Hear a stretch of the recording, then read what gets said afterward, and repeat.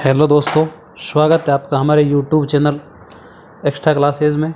तो दोस्तों, हम पढ़ रहे थे अलंकार, और अलंकार में हमने शब्द अलंकार के तहत अनुप्रास अलंकार पढ़ा, और अनुप्रास का पहला अलंकार छः का अनुप्रास हमने पढ़ लिया।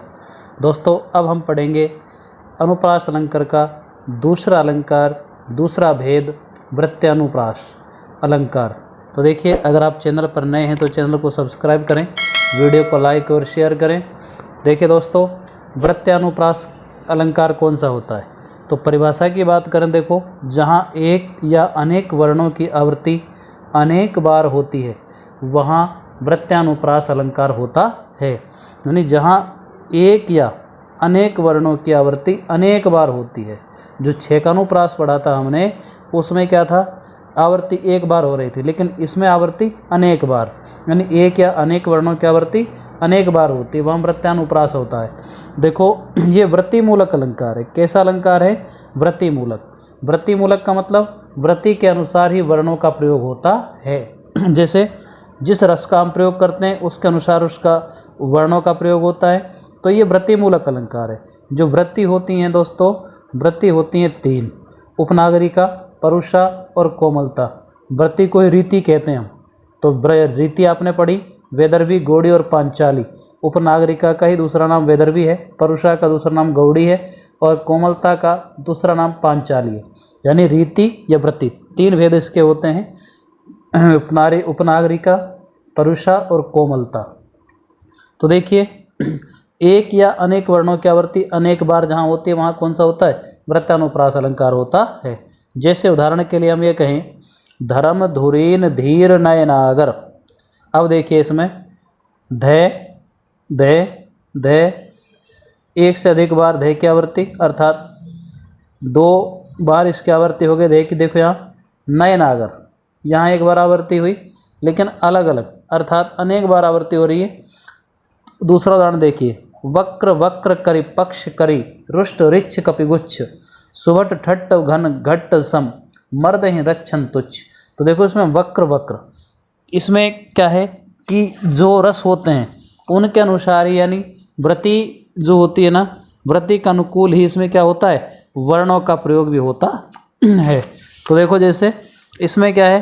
वक्र वक्र, ये देखो वक्र वक्र, और इसमें देखो पक्ष,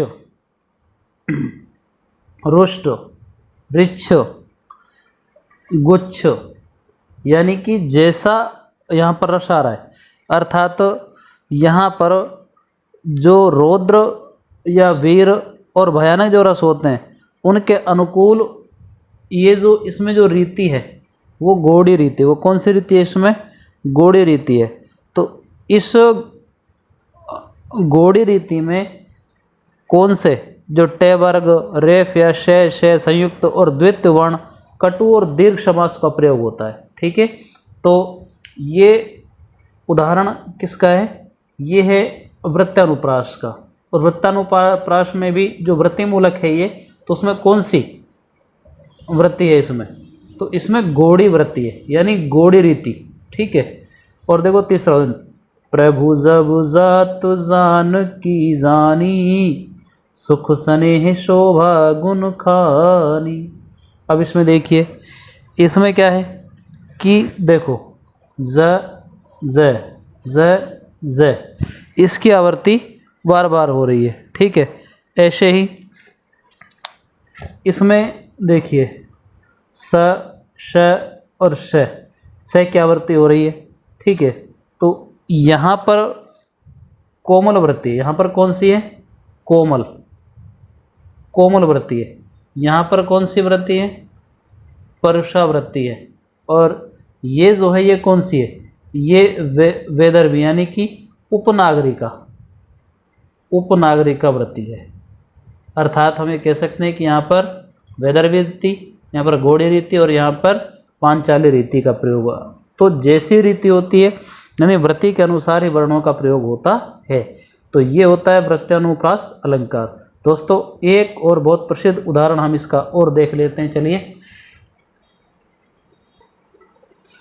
देखिए, पद्माकर जी ने वसंत ऋतु का वर्णन करते हुए लिखा, शानदार लिखा है। कूलन में कलिन में कछारन में कुंजन में क्यारिन में कलित कलीन केले कंत है। कहे पदो मा करत्यो पान में पराग हूँ में पानन की पातेन में पलसन पगंत है।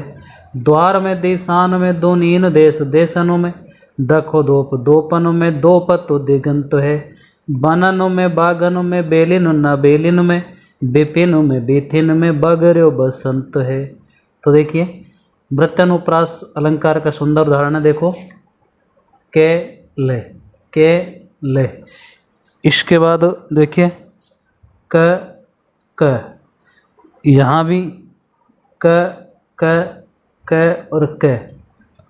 इसके बाद देखिए यहाँ प यहाँ पर प और प। देखिए दे यहाँ दे, यहाँ पर भी दे और ये भी दे बार। देखो फिर दे ये दे। कितनी बार देखिए आवृत्ति हो रही है, ये देखिए। और ये देखिए तो कितनी बार यहाँ पर एक या अनेक वर्णों की आवृत्ति हो रही है।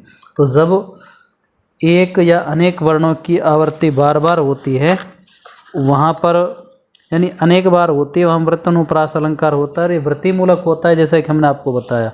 और वृत्तिमूलक में क्या होता है कि जैसा रस होता है या जैसी वृत्ति होती है उसके अनुसार वर्णों का प्रयोग भी किया जाता है। तो दोस्तों ये था वृत्यानुप्रास अलंकार। आपको उदाहरण सही समझाया, आशा है आपको समझ आया होगा। मिलते हैं अगली कक्षा में एक नए अलंकार के साथ। तब तक जय हिंद, जय भारत।